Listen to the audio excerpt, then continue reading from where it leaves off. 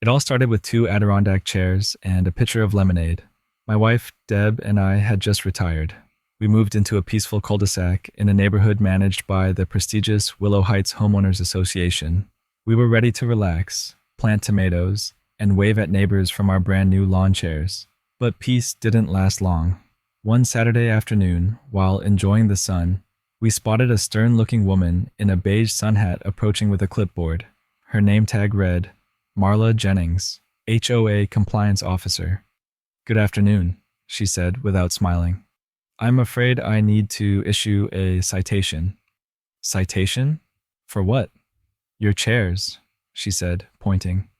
"Unapproved lawn furniture, Section 9.3 of the HOA manual." Deb blinked. "They're just chairs. Willow Heights requires patio furniture to be pre-approved by the Outdoor Aesthetic Committee. You'll have to remove them by Friday or face a fine."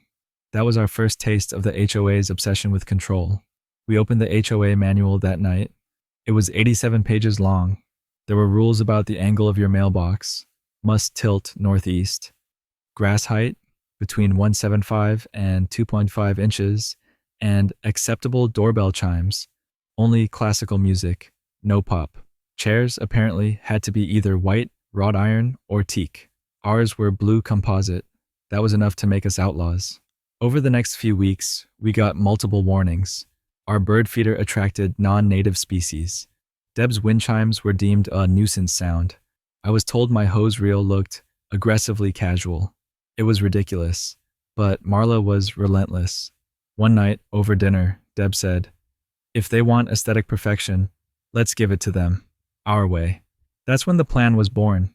We submitted a landscaping proposal to install a traditional garden. The HOA approved it without question. They didn't know what was coming. We hired a landscape architect named Leo, who specialized in experiential gardens. Together, we designed a whimsical masterpiece, a hedge maze in the shape of a middle finger, only visible from above, gnome statues that resembled HOA board members, and a butterfly sanctuary shaped like a peace sign. But the pièce de résistance? A flower display that, from the street, spelled out, "Relax, it's just a chair." By spring, our garden had become a local attraction. Strangers stopped by to take photos. A blogger called it suburbia's most passive-aggressive garden. Marla was not amused. "This is not in the spirit of the HOA," she sniffed at our next meeting. "We followed every rule," Deb smiled. "Approved plants, approved layout." When she tried to claim our gnome count violated decoration density guidelines, we pointed out the exact regulation. Maximum 12 per quarter acre. We had 11.5. One had a broken hat. The board was divided. Some members were secretly delighted. Others, like Marla, saw us as a threat. Then the fines started. They fined us for excessive curbside presence, for disruptive fragrance distribution, even for reflective mulch glare. I contacted a lawyer named Sam, who had previously defended a man who painted his garage door like the Mona Lisa. He loved our case. "We're going to use their own manual against them," he said. "It's so specific, it's full of contradictions." Sam found that Marla had approved her own patio fountain, which violated the decibel limit during rainfall. He found board emails mocking our garden. Clear bias. And best of all, the HOA had used funds from the community budget to print flyers defaming our garden. Illegal. We filed a formal complaint. The story hit local news. "Retired couple battles HOA with flowers and sass," the headline read. The reporter loved Tank, our beagle, who we dressed in a vest reading floral security. Online support poured in.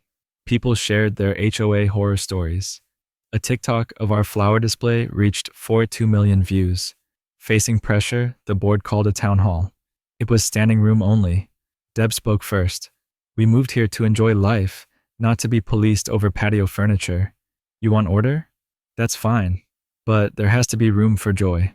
Even Marla couldn't argue with that. 2 weeks later, we got the letter. All fines nullified. HOA manual to be revised. Garden designated a community landmark. Marla resigned shortly after. Rumor has it she moved to a neighborhood without a HOA. We were asked to give a speech at the County Gardening Club. Our flower layout won an award for creative civil expression. The HOA held a vote to loosen rules on decor, seating, and plant types. It passed unanimously. Now, we host chair chats every Saturday on our once banned Adirondacks. Kids run through the hedge maze. The gnomes wear holiday hats. And Tank still patrols, tail wagging. Deb likes to say, they tried to prune us, but we just bloomed louder. Subscribe to DD Stories for more incredible HOA drama and backyard legends.